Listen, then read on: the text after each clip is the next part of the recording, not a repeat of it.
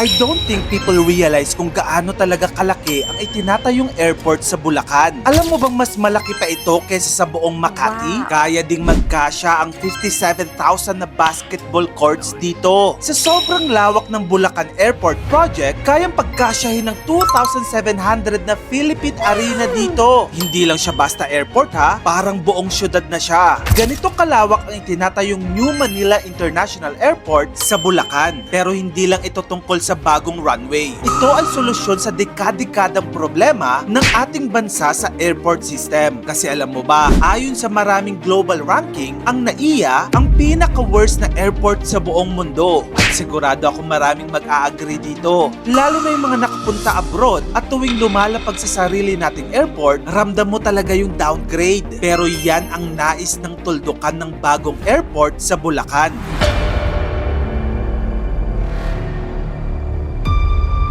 Ang airport project na ito ay nasa 2,500 hectares ng coastal land sa Bulacan, Bulacan. Sa plano, magkakaroon ito ng 4 na runways at pwedeng umabot ng 6 kung gugustuhin sa mga susunod na dekada. Wow. Maliban dyan, kaya din itong mag-accommodate ng 100 million passengers kada taon. Hindi lang yan, kasama rito ang 12,000 hectare township. May residential areas, malls, industrial zones at sariling seaport. Wow. Isipin mo yan, isang buong lunsod na nakapaligid sa airport mismo. Literal na aerotropolis. Pero bakit nga ba ginagawa ito? Alam nyo kasi mga kamagkano, punong-puno na si NAIA. Noon, ginawa lang siya para sa 30 million passengers. Pero sa totoo lang, mahigit na 50 million na tao na ang dumadaan dyan kada taon. Kaya hindi na nakapagtataka kung bakit laging may delay, siksikan, at reklamo sa serbisyo halos araw-araw. Kaya ang Bulacan Airport ang magiging sagot para ma-decongest ang NAIA at ma-modernize na rin ang aviation ng ating bansa. Finally, airport na world class, hindi world stress. Ayon sa San Miguel Corporation, magsisimula ang terminal construction sa 2026 at sa 2028 naman, target ng matapos ang phase 1 na may 2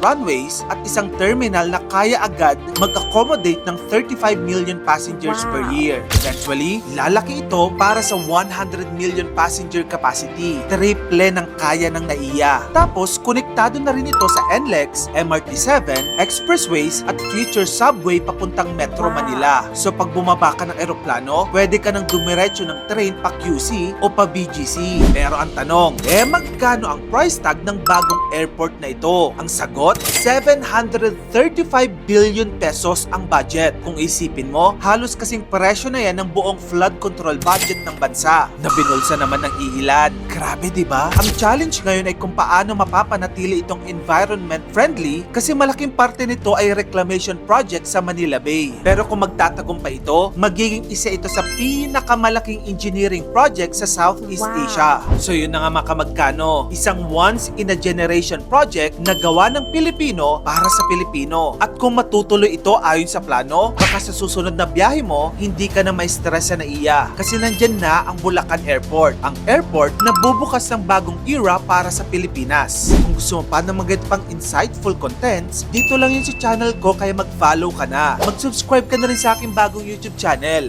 Yun lang, maraming salamat sa panonood mga kamagkano.